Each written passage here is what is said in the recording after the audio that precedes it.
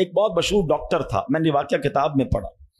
مثال کے طور پہ اس کا نام ڈاکٹر احمد تھا. ساری زندگی اس نے بڑے آپریشن کیے، اس کا بڑا نام تھا. اب حکومت نے اعلان کیا کہ اس کو گولڈ میڈل دینا ہے، life time achievement award.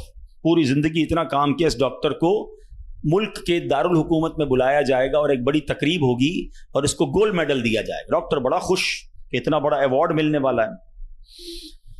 Doctor صاحب نے فلائٹ بک کی، جہاز میں بیٹھے. جیسے ہی جہاز اڑا تو کچھ دیر کے بعد موسم خراب ہو گیا اور جہاز میں کوئی پرابلم ہو گئی. تو جہاز کو راستے میں کسی چھوٹے سے ایئرپورٹ پر اتار لیا گیا. ڈاکٹر صاحب جہاز سے نکل کر عملے کے پاس جاتے ہیں کہ بھائی کب جہاز اڑے گا، میری تو وہاں بہت اہم تقریب ہے اور سارا پروگرام میرے لیے سجایا گیا ہے، میں چیف گیسٹ ہوں، مجھے گولڈ میڈل ملے گا، بتائیں دوبارہ جہاز کب اڑے گا. کثر چھوٹا سا ایئرپورٹ ہے، جہاز کا پرابلم بڑا ہے، اتنا جلدی ٹھیک نہیں ہوگا. آپ کو اگر پہنچنا ضروری ہے تو آپ کو ایک گاڑی لیں کرائے پر اور بائی کار چلے جائیں، آپ پہنچ جائیں گے اپنی تقریب سے پہلے. ڈاکٹر نے کہا یہ بھی آئیڈیا ٹھیک ہے، جہاز کے انتظار میں کہیں میرا پروگرام ہی مس نہ ہو جائے. ڈاکٹر صاحب نے گاڑی بک کی، رینٹ کار لی. جیسے ہی راستے میں گئے تو زبردست بارش، آندھی طوفان. اس اندھیرے میں، اس آندھی طوفان میں ڈاکٹر صاحب راستہ بھول گئے اور کسی مین ہائی وے سے نکل کر گاؤں کے روڈ پہ چڑھ گئے.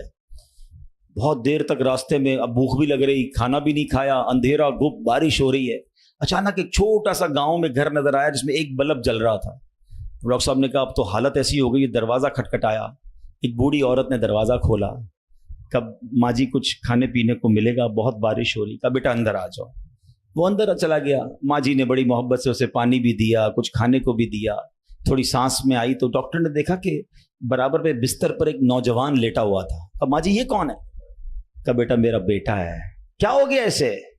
کہا اس کو بہت بڑی بیماری ہے. ماں جی علاج کیوں نہیں کرواتی؟ ماں جی کہتی میں نے گاؤں کے ڈاکٹر کو دکھایا ہے، ڈاکٹر کہتے ہیں ہمارے وطن میں ایک ہی ڈاکٹر ہے جس کا نام ڈاکٹر احمد ہے، وہی اس کا علاج کر سکتا ہے. مگر بیٹا میں غریب ماں ہوں، میں اپنے بیٹے کو کہاں سے ڈاکٹر احمد کے پاس لے جاؤں؟ نہ پیسے ہیں نہ کرایہ ہے. بس روز اللہ سے دعا کرتی ہوں اے اللہ تو کارساز ہے، میرے بیٹے کو شفا دے دے یا ڈاکٹر احمد کے پاس پہنچا دے. ڈاکٹر احمد رونے لگا. کہتا ہے ماں جی میں ہی ڈاکٹر احمد ہوں اور اللہ نے مجھے تیرے گھر پہ بھیج دیا ہے. جہاز کا خراب ہونا، چھوٹے ایئرپورٹ پر اترنا، رینٹ کار لینا، راستہ بھول جانا، کسی اور گھر پہ نہ رکنا، اسی جھونپڑی کے کنارے پر رکنا اور اس گھر میں جانا اور اس مریض کا علاج کرنا. اب بھی نہیں مانو گے؟ ان اللہ علی کل شیء قدیر، میرا رب جو چاہے وہ کرنے پر قادر. بس ہمارا بھروسہ ہل جاتا ہے. ہم سمجھتے ہیں دنیا والے ساتھ دیں گے، ہم سمجھتے ہیں دنیا والے مسئلہ، ارے دنیا والے تو دکھ ہی دکھ دیتے ہیں. اپنا پرابلم بتاؤ تو ہنستے ہیں. ہم سے کہتے فکر نہ کرو، دوسروں کو بتاتے ہیں دیکھو اس کا یہ مسئلہ ہے، یہ فلاں کام کے لیے آیا تھا، اتنی بڑی بڑی باتیں کرتا ہے، اس کا یہ مسئلہ ہے. ہمارے مسئلے کو انجوائے کرتی ہے دنیا. کون ساتھ دیتا ہے آج؟